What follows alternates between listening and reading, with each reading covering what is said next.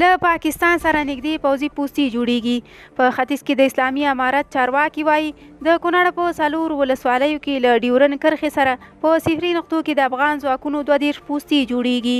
چارواکي د یاد پوستو له جوړېدو موخه پاکستان ته پر وخت د بریدونو ځواب ویل یادوي. دغه څرګندونې په ختیځ کې د اسلامي امارت پوځي چارواکو له ډیورن فرضي کرښې څخه د لیدنې پر مهال کړي دي.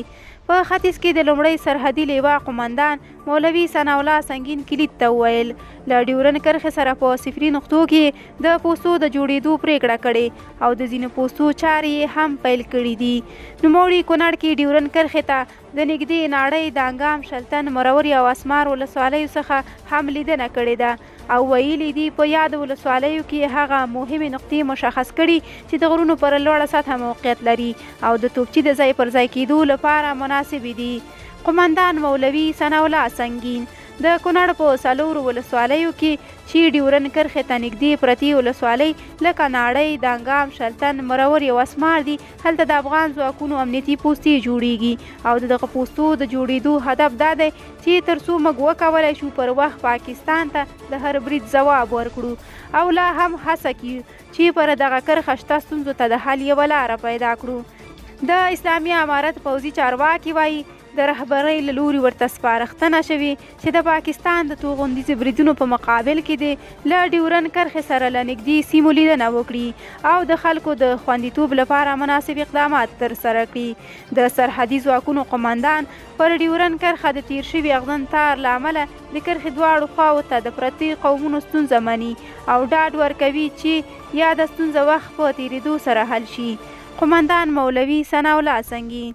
د طالبانو اوسنی نظام ژمن دی چې پاکستان ته به اجازه ورنه کړي چې بیا رامخکې شي او که چیرې دا کار وکړي نو له سخت غبرګون سره به مخ شي او هم مخ شوي دي. د دوی د بریدونو په مقابل کې موږ هم د توپچي بریدونو په واسطه ځواب ورکړی او هم د پاکستان له لوري چې پر ډیورن کرښه کوم اغزن تار تیر شوی له امله د کرښې دواړو خواو ته پراته قومونه سره بیل شوي او د دوی ترمنځ یو دیوال رامنځته کړی دی. نو خلکو ته ډاډ ورکوو چې د قومونو په مرسته به دا تار له خیره ټولیږي او نور به د کرښې دواړو خواو ته د پرته قومونو ترمنځ فاصلې نه رامنځته کیږي. ځایي خلک هم د پاکستان له لوري دې غاړې ته د توغندیزو بریدونو له امله د کونړ نورو سیمو ته بې ځایه شوي. دوی د اسلامي امارت له لوري د پاکستان پر وړاندې وروستي اقدامات ستایي او وایي پر ډیورن کرښه د غځېدلي تار له امله د کرښې دواړو غاړو ته پراته قومونه سره ویشل شوي. له کله راهیسې چې پاکستان پر ډیورن کرښه اغزن تار غځولی له هماغې ورځې راهیسې د کرښې دواړو خواو ته پراته قومونه سره ویشل شوي او له سختو ستونزو سره مخ شوي دي او هم ډیر کله پاکستان د ډیورن کرښې دې غاړې پر ولسي خلکو توغندیز بریدونه کوي او زیاتره خلک له خپلو سیمو نورو ولسوالیو ته بې ځایه شوي دي.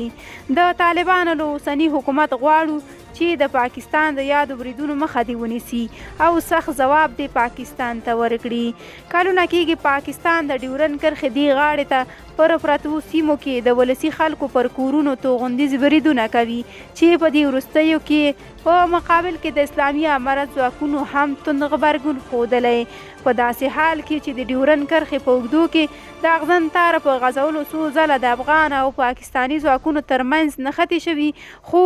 تازه د پاکستان د بهرنیو چارو وزیر شاه محمود قریشي یو ځل بیا په یاده سیمه کې د اغزن تار په غځولو ټینګار کړی دی. قریشي ویلي هیواد د خپلو ګټو د خوندیتوب هوډ لري او د ډیورن کرښې په اوږدو کې به د اغزن تار غځولو لړۍ روانه ساتي خو د سیاسي او نړیوالو چارو شنونکي بیا ټینګار کوي چې د ډیورن کرښې موضوع د حکومتونو له صلاحیته پورته خبره ده او په وینا یې په دې اړه باید ملت تصمیم ونیسي او دغه موضوع د ملګرو ملتونو او نورو نړیوالو سازمانونو له لارې هم تعقیب شي.